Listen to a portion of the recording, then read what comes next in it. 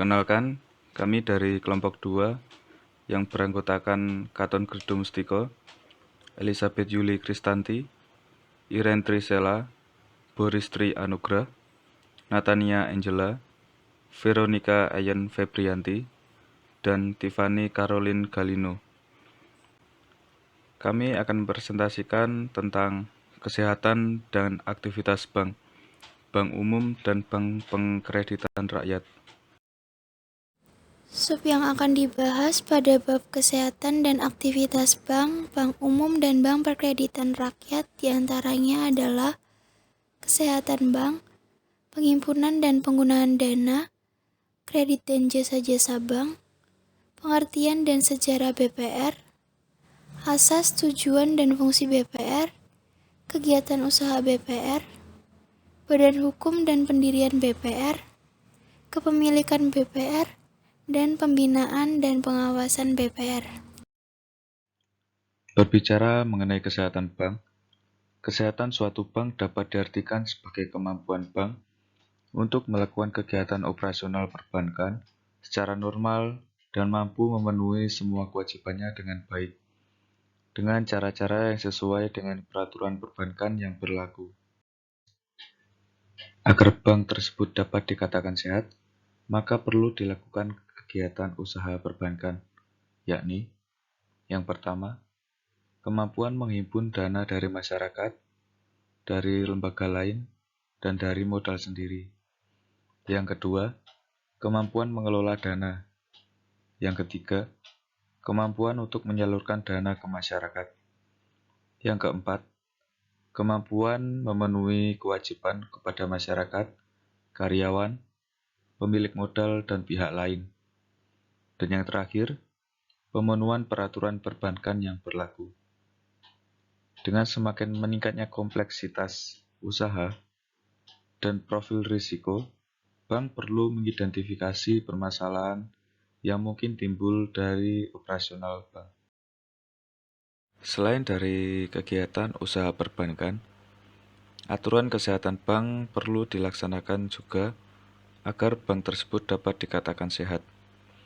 Berdasarkan Undang-Undang Nomor 10 Tahun 1998 tentang perubahan atas Undang-Undang Nomor 7 Tahun 1992 tentang perbankan, pembinaan, dan pengawasan bank dilakukan oleh Bank Indonesia.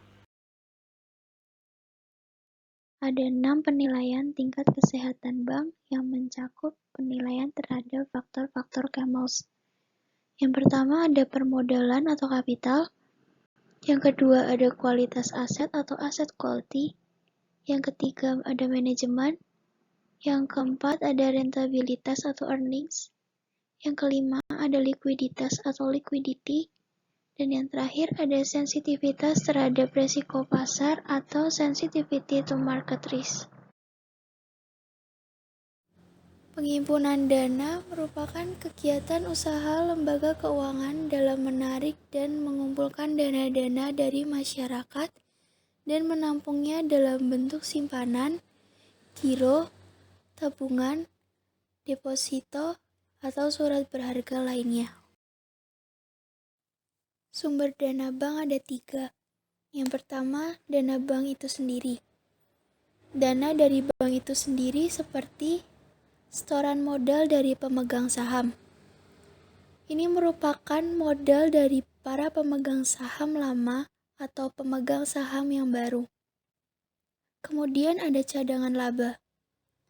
Cadangan laba merupakan sebagian dari laba bank yang disisihkan dalam bentuk cadangan modal dan cadangan lainnya. Lalu ada laba bank yang belum dibagi. Merupakan laba tahun berjalan tapi belum dibagikan kepada para pemegang saham. Yang kedua ada sumber dana dari masyarakat luas. Ada 3 jenis simpanan. Yang pertama, simpanan giro atau demand deposit. Giro adalah simpanan yang penarikannya dapat dilakukan setiap saat dengan menggunakan cek dan bilet giro. Kemudian ada simpanan tabungan atau saving deposit. Contoh alat penarikan uang dalam simpanan tabungan adalah buku tabungan, slip penarikan, dan kwitansi. Lalu ada simpanan deposit atau time deposit. Deposito adalah simpanan yang penarikannya hanya dapat dilakukan pada waktu tertentu berdasarkan perjanjian nasabah penyimpan dan bank. Lalu sumber dana yang ketiga, ada dana yang bersumber dari lembaga lain. Dana ini digunakan untuk membiayai atau membayar transaksi-transaksi tertentu. Perolehan dana dari sumber ini antara lain dapat diperoleh dari Bantuan Likuiditas Bank Indonesia atau BLBI, pinjaman antar bank atau call money, pinjaman dari bank-bank luar negeri, dan surat berharga pasar uang atau SBPU.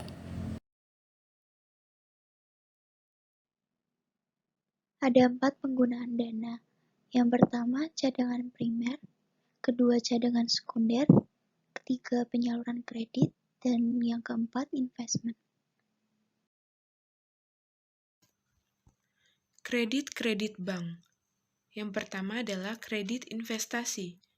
Kredit investasi adalah kredit yang diberikan kepada nasabah yang melakukan investasi atau penanaman modal. Contohnya, kredit membangun pabrik, membeli peralatan pabrik seperti mesin dan lainnya. Yang kedua, kredit konsumtif.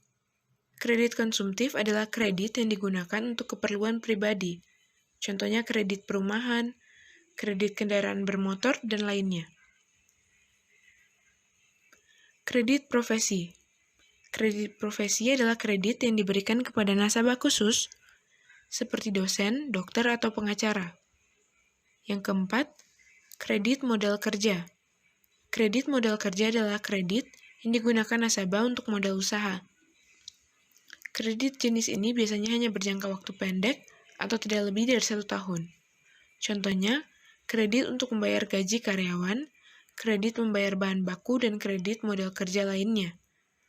Yang kelima, kredit perdagangan. Kredit perdagangan adalah kredit yang diberikan kepada pedagang untuk mengembangkan kegiatan dagangnya. Contohnya adalah untuk membeli barang dagang kepada para supplier atau agen. Yang keenam, kredit produktif. Kredit produktif adalah kredit berupa investasi modal kerja atau perdagangan. Artinya, kredit ini diberikan untuk diputar kembali, sehingga pengembalian kredit adalah dari keuntungan hasil usaha yang dibiayai. Jasa-jasa perbankan. Yang pertama, kiriman uang atau transfer. Kiriman uang adalah jasa pengiriman uang lewat bank. Pengiriman uang dapat dilakukan pada bank yang sama atau pada bank yang berlainan. Pengiriman juga bisa dilakukan dengan tujuan dalam kota, luar kota, ataupun luar negeri. Yang kedua, clearing. Clearing adalah penagihan warkat atau surat berharga seperti cek dan biliet giro yang berasal dari dalam kota. Proses penagihan biasanya hanya membutuhkan waktu 1 hari saja. Besarnya biaya penagihan juga tergantung kebijakan bank yang bersangkutan. Yang ketiga, inkaso atau collection. Inkaso adalah penagihan warkat atau surat-surat berharga seperti cek, biliet giro yang berasal dari luar kota atau luar negeri. Proses penagihan inkaso biasanya membutuhkan waktu 1 minggu sampai 1 bulan, tergantung dari jarak lokasi penagihan. Biaya penagihan tergantung kebijakan kepada bank yang bersangkutan. Yang keempat, Safe Deposit Box. Safe Deposit Box adalah pelayanan jasa bank yang memberikan layanan penyewaan box atau tempat menyimpan barang-barang atau surat berharga milik nasabah suatu bank. Yang kelima, Bank Card atau kartu kredit. Kartu kredit atau juga disebut uang plastik adalah kartu yang dapat digunakan untuk mengambil uang tunai atau digunakan untuk membayar sejumlah barang yang dibeli, biasanya pada supermarket. Nasabah yang menggunakan jasa layanan ini harus membayar iuran tahunan yang jumlahnya sesuai dengan perjanjian dengan pihak bank. Yang keenam adalah banknotes. Banknotes adalah jasa penukaran valuta asing. Jadi dalam jual beli banknotes, bank mengacu pada kurs atau nilai tukar rupiah dengan mata uang asing.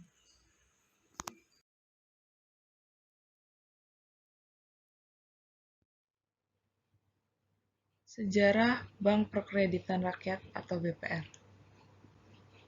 Pada abad ke-19, dibentuk lumbung desa, bank tani, dan bank dagang desa. Pada pasca kemerdekaan Indonesia, telah didirikan Bank Pasar, Bank Karya Produksi Desa atau BKPD.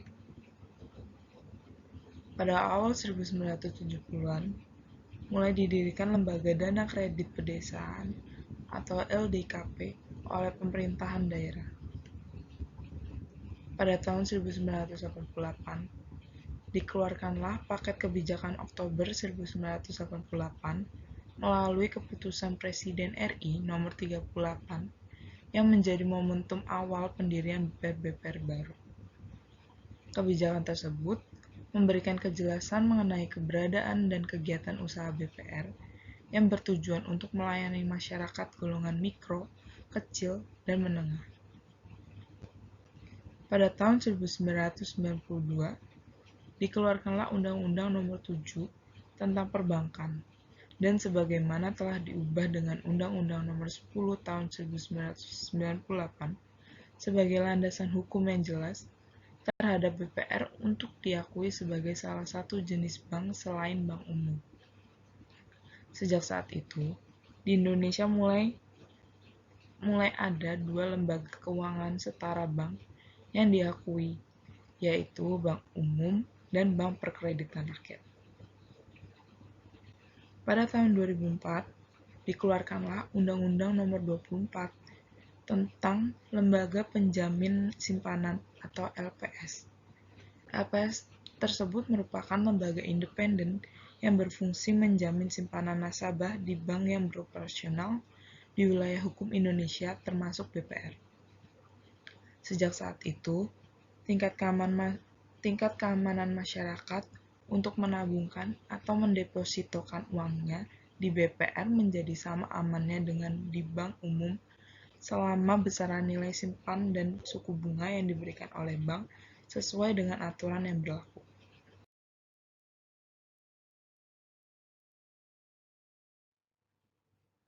Nah, pengertian BPR. BPR merupakan bank yang melaksanakan kegiatan usaha secara konvensional atau berdasarkan prinsip syariah, yang dalam kegiatannya tidak memberikan jasa dalam lalu lintas pembayaran. Fungsi dari BPR yang pertama, memberikan pelayanan perbankan kepada masyarakat yang sulit atau tidak memiliki akses ke bank umum. Fungsi yang kedua, membantu pemerintah mendidik masyarakat dalam memahami pola nasional agar akselerasi pembangunan di sektor pedesaan dapat lebih dipercepat. Fungsi yang ketiga, menciptakan pemerataan kesempatan untuk membuka suatu usaha, terutama bagi masyarakat pedesaan. Fungsi yang keempat, mendidik dan mempercepat pemahaman masyarakat terhadap pemanfaatan lembaga keuangan formal sehingga terhindar dari jeratan rentenir.